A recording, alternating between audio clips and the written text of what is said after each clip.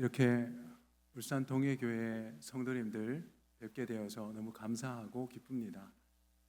부족한데 저를 이렇게 귀한 강단에 불러주신 우리 성도님들, 당회원들, 우리 목사님께 감사를 드립니다. 오늘은 특별히 살아온 기적, 살아갈 기적이라는 제목으로 하나님 말씀을 함께 받겠습니다. 김종삼 시인이라는 분이 있습니다. 이분은 기독 시인인데 기독교적인 세계관으로 많은 시를 지었습니다. 어부라는 시가 있습니다.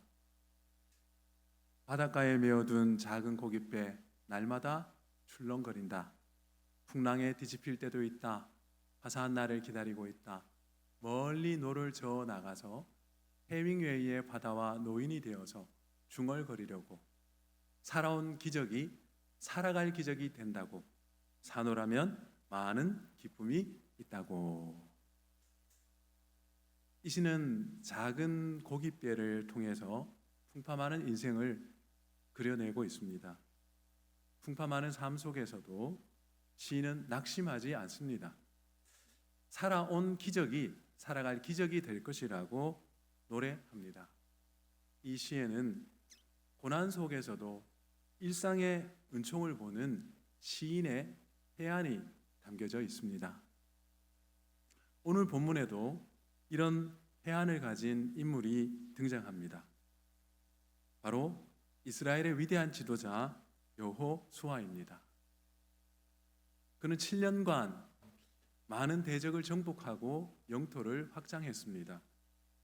그 결과 이스라엘은 약속의 땅에 안착할 수 있었습니다. 하지만 끝난 게 아니었습니다.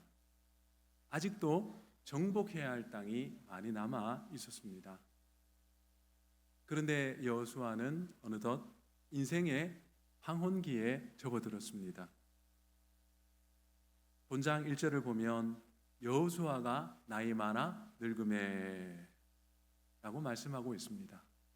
그는 이제 더 이상 전쟁을 수행할 능력이 남아있지 않습니다. 이런 그에게 하나님께서는 많은 미정복지를 보여주셨습니다. 인간적으로 보면 여호수아는 정상에 이르지 못했다는 좌절감을 느낄만 합니다. 그러나 여호수아는 낙심하지 않았습니다. 도리어 그는 하나님의 명령을 따라서 미정복지를 각 지파별로 분배해 주었습니다. 이 땅이 장차 이스라엘의 기업이 될 것이라고 확신하면서 나누어 준 것입니다. 무한 신뢰, 절대 긍정의 자세였습니다. 그럼 어떻게 미완성의 삶 속에서 좌절하지 않고 희망찬 미래를 그릴 수 있었을까요? 이 시간 우리 함께 이 질문에 성경적인 해답을 함께 찾기를 축복합니다. 첫 번째로 여호수아는 살아온 기적을 세어 보았습니다. 본문 1절은 여호수아가 나이 많아 늙음에로 시작을 합니다. 광야 40년 그리고 7년의 가나안 정복 전쟁을 거쳐서 여호수아는 어느덧 90세가 되었습니다. 이제 인생을 마무리할 시기가 되었습니다. 그는 평생 가나안 땅이 하나님 주신 기업이라는 확신을 품고 달려왔습니다. 그리고 7년간 힘차게 싸워왔습니다. 그래서 많은 열매를 맺었습니다. 하지만 주위를 둘러보니까 아직도 정복할 땅이 너무 많았습니다. 주중의 해변 블레셋 지역, 시돈 지역 같은 곳이 대표적이었습니다. 성경은 말씀합니다. 너는 나이가 많아 늙었고 얻을 땅이 매우 많이 남아있도다. 여호수아서 13장 1절에 나오는 말씀이죠. 많은 과제가 남았는데 어느덧 그는 늙어 버렸습니다. 꽤 많은 분들이 인생의 후반기에 이룬 게 없다라는 생각 때문에 우울증에 빠져듭니다. 우리 오여전도의 회원들 여호수아만큼은 아니지만 반백년을 사신 것 같아요. 네. 여러분들 눈높이를 제가 너무 잘 알고 있습니다. 왜냐하면 저희 집사람이 오여전도일 것 같아요. 딱 오여전도회네요. 72년생. 예. 저보다 4살 아래. 근데 매일 오빠한테 달려듭니다. 오빠한테 좀 잘해주시면 큰 소리 치지 마시고 심장도 약해지고요.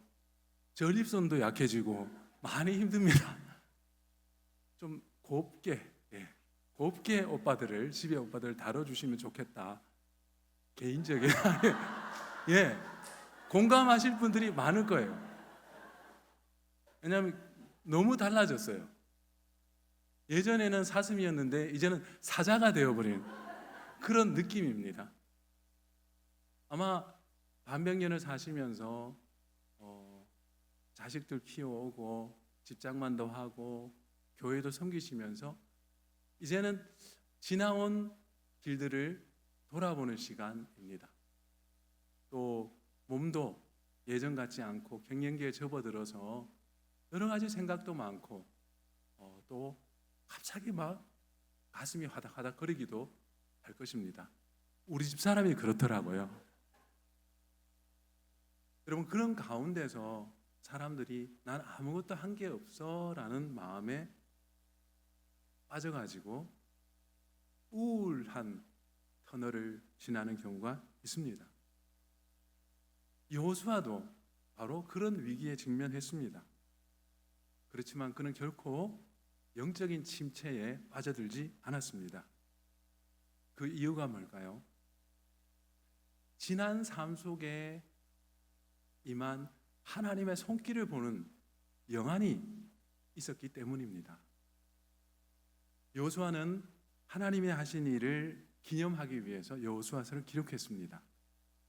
특히 8절부터 12절까지는 하나님께서 요단강 동편 땅을 주신 일을 보고합니다. 과거형입니다. 하나님께서 모세를 통해 주신 땅입니다.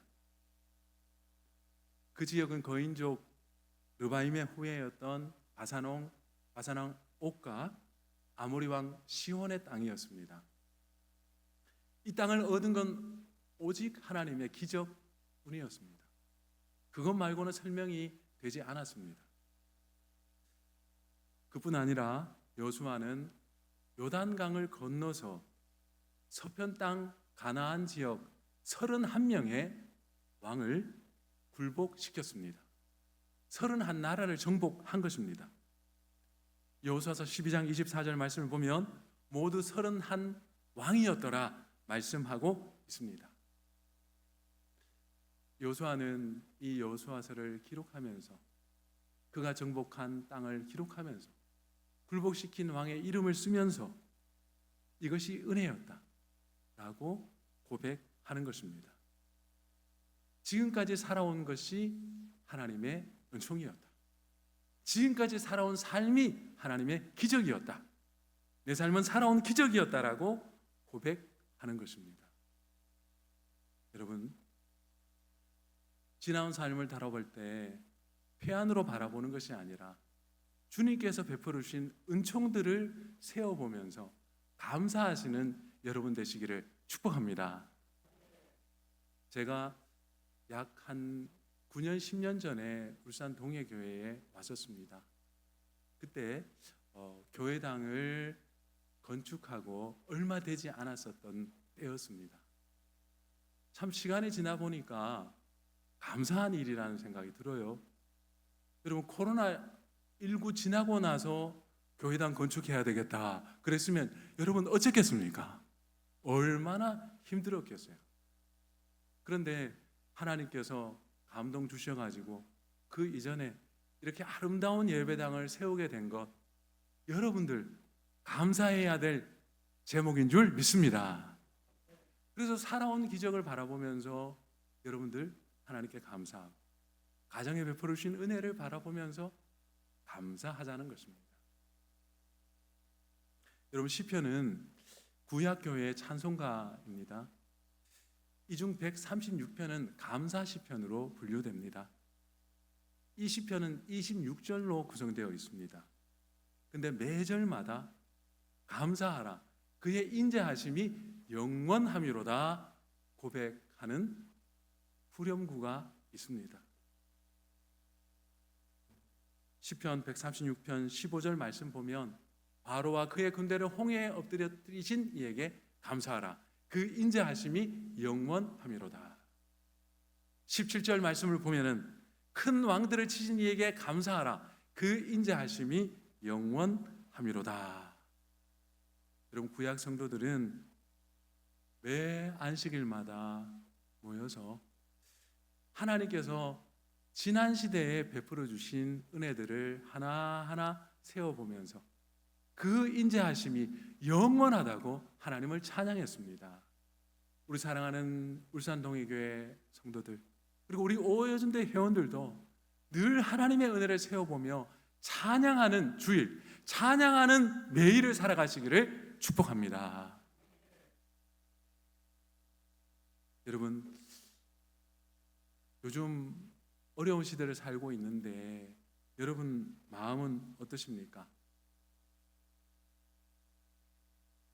무거우십니까? 아니면 그래도 살만하십니까? 어찌됐든 주위를 돌아보면 힘들어 하시는 분들이 많이 보입니다. 여러분, 그렇지만 우리는 이런 어려운 상황 속에서도 과거를 실패와 아픔만으로 바라봐서는 안 됩니다. 우리는 영안을 떠서 늘 하나님의 은총을 바라보면서 감사하는 삶을 살아야 되겠습니다. 여러분, 이때 여러분 안에 하늘의 기쁨과 소망이 충만할 줄 믿습니다. 제가 서울 성산교회 부목사로 4년 동안 사역을 했습니다. 서울 성산교회 담임 목사님이 장태영 목사님입니다. 인물 좋으시죠? 예. 장 목사님, 그런데 어린 시절 사고로 한쪽 눈을 실명하셨어요. 한쪽 눈이 보이지 않으십니다. 평생 한 눈만으로 생활하셨습니다. 그런데 50대 후반이 되자, 저는 그때 40대 초반이었습니다. 남은 한 눈마저 시력이 급격하게 저하되는 겁니다. 결국에는 바로 옆에 있는 사람 얼굴도 분간하기 어렵습니다. 부목사인 제가 앞에 서 있는데도 제 얼굴을 구분하지를 못합니다. 음성으로 구별하십니다. 교육자 회의를 하면 음성을 듣고 부목사, 강도사, 전도사 구분하셨습니다. 보는 제가 마음이 너무 힘든 겁니다. 어느 날 목사님이 저하고 같이 있을 때 마음속 고민을 털어놓으셨어요. 들으면서 처음에 마음이 많이 무거웠습니다. 왜냐하면 제가 해드릴 게 없거든요. 뭘 해드릴 수 있겠습니까? 그런데 가면 갈수록 감동의 물결이 막 내 마음에서 요동을 치는 겁니다.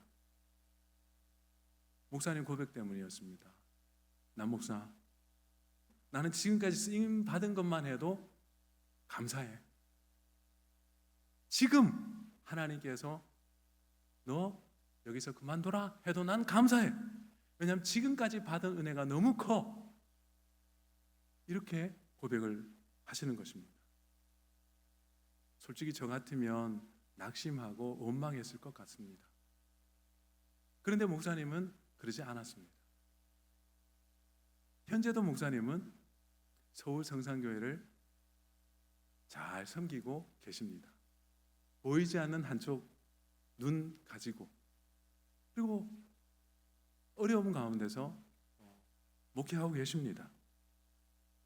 최근에 통화를 해보니까 설교문을 작성하시는데 컴퓨터 활자를 최대한 키워가지고 30포인트, 40포인트로 키워가지고 설교문을 작성하십니다. 대형 모니터 딱 앞에 두시고, 그리고는 전문을 암송하신대요. 그래가지고 설교를 전하십니다. 다른 목회자들보다 몇 배나 더 힘든 작업입니다. 엄청 힘든 작업이라고 할 수 있습니다. 그런데 이 말씀을 목사님이 얼마나 즐겁게 하시는지 몰라요. 나 그렇게 설교하고 있다. 그런데 내 마음도 즐거워지는 거예요. 아, 목사님 참 활자 많이 키워놓고 하시네요. 이렇게 농담 주고받을 수 있을 정도로 그렇게 쾌활하게 말씀을 하시더라고요. 여러분, 이게 정말 즐겁게 말할 수 있는 걸까요? 생각해 보면 참 처량한 일일 수도 있거든요. 그런데 이런 어려운 여건 속에서도 목사님은 여전히 행복하시더라고요. 여전히 감사하시고. 도대체 그 비밀이 뭘까요? 지난 시절 살아온 상처와 실패보다도 하나님께서 베풀어 주신 은혜에 집중하기 때문인 줄 믿습니다. 하나님의 은혜를 보는 눈이 있는 겁니다. 여러분, 지금까지 여러분에게 베풀어 주신 주의 은혜가 심히 크십니다. 그 은혜를 하나하나 손꼽아 보시고 하나님께 온전한 감사 드리시기를 바랍니다. 그게 바로 살아온 기적에 감사하는 삶입니다. 그때 여러분 삶이 늘 푸르고 싱싱할 줄로 믿습니다. 두 번째, 여호수아는요, 살아갈 기적을 바라보았습니다. 여호수아는 나이가 들어서 더 이상 정복 전쟁의 선봉에 설 수가 없었습니다. 그렇지만 하나님께서는 중요한 사명을 맡겨주셨습니다. 바로 이스라엘 각 지파에게 비정복지를 기업으로 분배해 주는 일이었습니다. 이게 무슨 의미가 있을까요? 각 지파는 블레셋과 시돈 땅을 분배받지만 당장에 한 평도 쓸 수 없습니다. 왜냐하면 이 땅을 지키고 있는 강한 군대가 있거든요. 블레셋, 시돈, 그냥 뺏기지 않습니다. 이 땅을 얻으려면 믿음으로 싸워야 됩니다. 이렇게 보면 여호수아가 땅을 분배하는 거 큰 의미가 없는 것 같습니다. 그러나 그렇지가 않습니다. 하나님은 가나안 땅을 이스라엘에게 주시겠다고 아브라함에게 언약하셨습니다. 하나님 반드시 그분의 때에 이 언약을 성취하실 것입니다. 본문 6절에서 하나님은 이 언약을 여호수아에게 재차 확증하셨습니다. 6절 말씀을 보면 내가 그들을 이스라엘 자손 앞에서 쫓아내리니 나는 내가 명령한 대로 너는 내가 명령한 대로 그 땅을 이스라엘에게 분배하여 기업이 되게 하라. 여기 보면 너는 내가 명령한 대로라는 말씀이 나옵니다. 그리고 내가 그들을 이스라엘 자손 앞에서 쫓아내리니.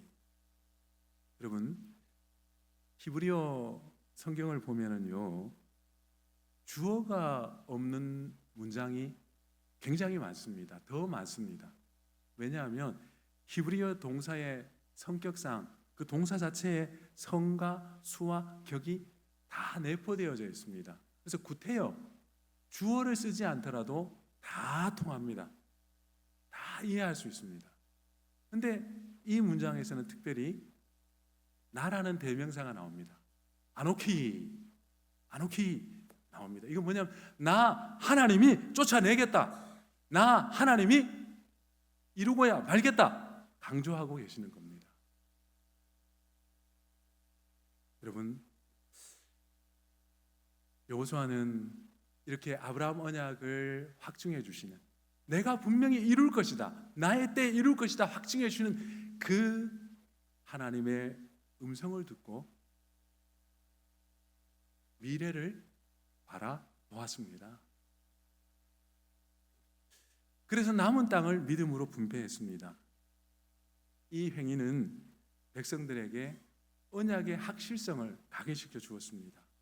그리고 어떤 비전을 붙들고 살아야 될지를 보여주었습니다.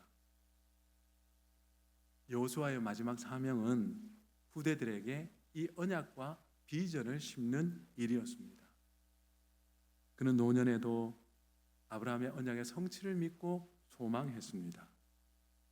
그래서 그는 많은 과제가 남아있지만은 낙심하거나 좌절하지 않았습니다. 자신은 떠나도 하나님은 늘 살아계셔서 그분의 일을 신실하게 이루실 것이기 때문입니다. 하나님께서 여호수아를 사용하신 것처럼 다음 세대에 또 다른 종을 붙으셔서 하나님의 일을 이루실 것을 믿었기 때문입니다. 그래서 그 소망 가지고 땅을 나누어 주는 것입니다. 기필코 이 땅이 너희들의 땅이 될 거야, 그렇게 믿고 나누어 주는 것입니다. 여러분, 우리가 이 시대 속에서 어떤 사명을 감당해야 될까요? 여러분, 무엇보다도 우리의 자녀들에게 하나님의 말씀을 심어주고 이 복된 믿음을 유산으로 상속시켜주는 일, 이 일을 잘 감당해야 될 줄로 믿습니다. 우리 사랑하는 여전도의 회원들께서도 자녀들에게 이 믿음을, 그리고 이 하나님의 비전을 날마다 심어 주시기를 바랍니다. 그것이 여러분 생애에 남은 가장 중요한 사명이 될 것입니다. 아이고, 이제는 애들이 커가지고요, 내 말 안 듣습니다, 엄마 말 안 듣습니다. 안 듣는 것 같죠? 결정적인 순간에 다 듣습니다. 결정적인 순간이 되면은 엄마가 했던 말, 아빠가 했던 말, 이게 가슴 속에서 막 울리거든요. 그래서 결국에는요, 이따가게 가다가도 결국 아빠 엄마의 교훈을 따라 살기 마련입니다. 여러분, 이런 소망을 가지고 여러분 자녀 손손들에게, 다음 세대들에게 믿음을 심어주시고 하나님의 비전을 심어주시기를 바랍니다. 분명히 여러분들이 소망을 가지고 하나님의 비전을 심어주면 여러분의 자녀들 속에서 열매가 나타날 줄 믿습니다. 여러분, 요즘 신문과 방송을 보면 마음이 답답합니다. 경제는 흔들리고 국회는 전쟁터입니다. 어디 한 군데 마음 둘 데가 없습니다. 그렇지만 우리는 이런 상황 속에서도 하나님의 신실하신 뜻을 굳게 믿을 수 있습니다. 하나님 150여 년 전에 이 흑암의 땅에 선교사님들 보내주시고 미션 스쿨을 세우시고 기독대학을 세우셔서 우리 민족을 빛 가운데로 끌어내셨습니다. 그 선교사님들 통해서 여러분과 저도 지금 이 예배의 자리에 앉아 있는 것입니다. 그리고 하나님께서는 지금도 우리 한국교회를 통하여 하나님의 위대한 선교를 이루고 계신 줄 믿습니다. 우리나라를 선교 제2의 대국이라고 하는데요, 인구 비율로 살펴보면 미국보다도 더 우리가 큰 몫을 감당한다고 할 수도 있습니다. 2000년 기독교 역사상에 이런 기적을 누렸던 민족이 우리 민족 외에 누가 있겠습니까? 한국교회 외에 누가 있겠습니까? 기독교 역사상의 기적이라고 할 수가 있습니다. 하나님은 우리 한국교회에 기대를 갖고 계시고 또 한국교회가 서 있는 이 땅을 귀중히 여기시고 지켜주실 줄 믿습니다. 그래서 아무리 어렵고 힘든 상황 속에서도 우리는 소망을 노래하면서 그리고 기도하는 이 길을 걸어야 할 줄 믿습니다. 여러분, 저는 애국가 부를 때마다 이 가사가 너무 좋아요. 하나님이 보호하사 우리나라 만세. 여러분, 하나님이 우리를 보호 그리고 함께 해 주십니다. 이 노래를 부를 때마다 우리는 찬송을 하듯이 하나님께 기도하고 간구합시다. 그래서 우리와 우리 자손들 더 하나님 나라 위에 아름답게 쓰임 받도록 간구하고 소망하시기를 축복합니다. 여러분, 하나님께서는 그 소망을 이루어 주실 줄로 믿습니다. 프랑스 작가 장 지오노가 쓴 나무를 심는 사람이라는 책이 있습니다. 이 책의 주인공은 엘제로 부피에입니다. 이름 없는 목동입니다. 그가 살고 있는 땅은 황폐한 산지입니다. 그런데 그는 아침에 일어나서 저녁 늦게까지 나무를 심습니다. 나무를 계속 심습니다. 사람들이 비웃습니다. 아니, 나무를 심는다고 이 황폐한 땅이 변화돼? 이 마을이 변화돼? 그래도 묵묵히 심습니다. 1년, 10년, 20년이 지났습니다. 여러분, 그 황폐한 땅이 푸르른 산지가 되었습니다. 많은 사람들이 몰려옵니다. 아이들이 뛰노는 행복한 마을이 되었습니다. 그게 바로 장지오노, 나무를 심는 사람의 이야기 스토리입니다.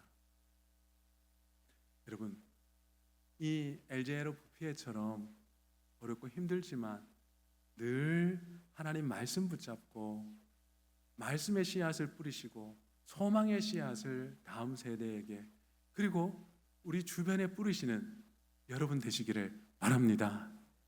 그래서 여러분 아름다운 열매 거두시기를 축복합니다. 여러분이 못 보더라도 여러분의 자녀 손손 통해서 하나님께서 기쁨의 추수를 할 수 있도록 간구하시기를 바랍니다. 꿈은 이루어질 것입니다. 여호수아는 그 블레셋 땅과 시돈 땅이 하나님의 언약의 땅으로 편입되는 것을 자기 생애에서는 볼 수 없었습니다. 그러나 세월이 지나 그 언약은 반드시 이루어진다는 걸 볼 수 있습니다. 다윗은 어린 시절 사무엘 선지자 통해서 이스라엘 왕이 되었습니다. 하지만 그의 현실은 너무 고통스러웠습니다.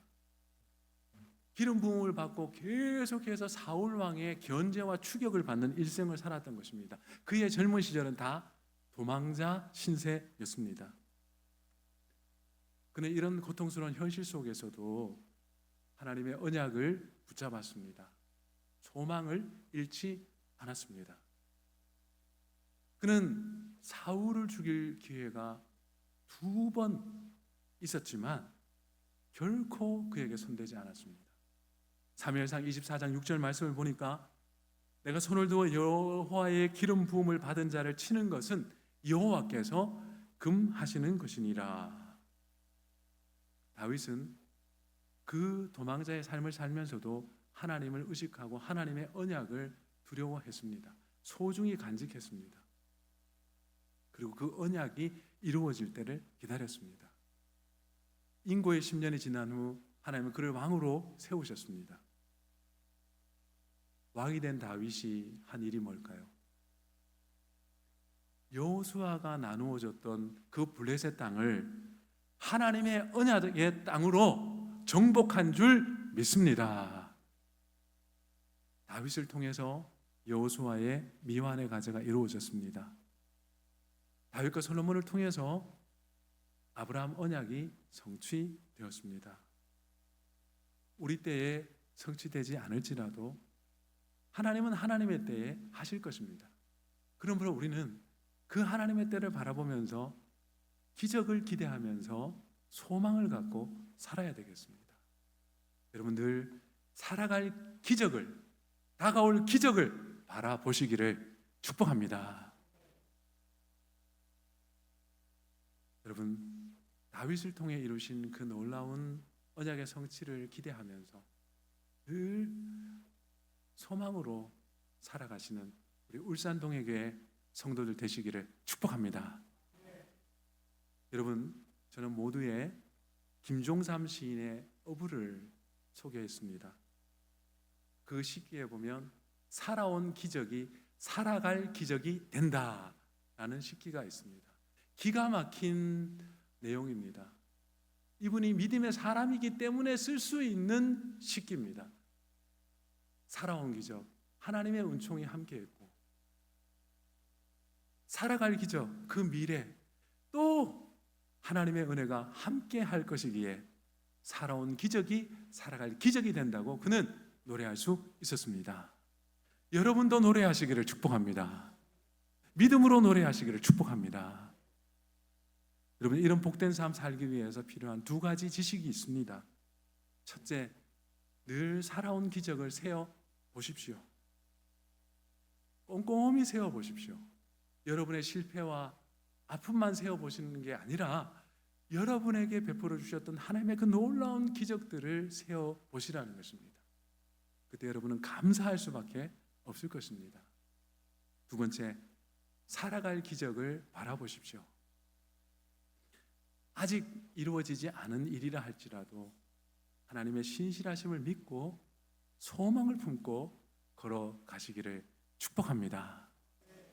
그래서 여러분들이 참으로 살아온 기적을 살아갈 기적으로 늘 누리는 복된 성도들 되시기를 축복합니다. 그리고 복된 울산 동해교회 되기를 축복합니다. 사랑의 아버지 하나님, 은혜를 참으로 감사드립니다. 우리가 오요전도의 헌신 예배를 함께 드렸습니다. 지금까지 반백년을 하나님께서 우리 회원들 지켜주셨는데 남은 반백년 또 지켜주시고 자녀 손손들에게 이 믿음의 유업을 아름답게 이어줄 수 있도록 이 사랑하는 요정들에게 지혜와 총명 주시고 믿음을 허락해 주시옵소서. 지금까지 울산 동해교회를 은혜 중에 부흥케 하신 하나님, 찬양과 감사를 드립니다. 이전보다 더 나은 열매로, 더 큰 열매로 영광 돌려드리는 우리 사랑하는 울산 동해교회 될 수 있도록 두 손 들어 복의 복을 더하여 주옵소서. 감사드리며 구주 예수님의 이름으로 기도드리옵나이다. 아멘.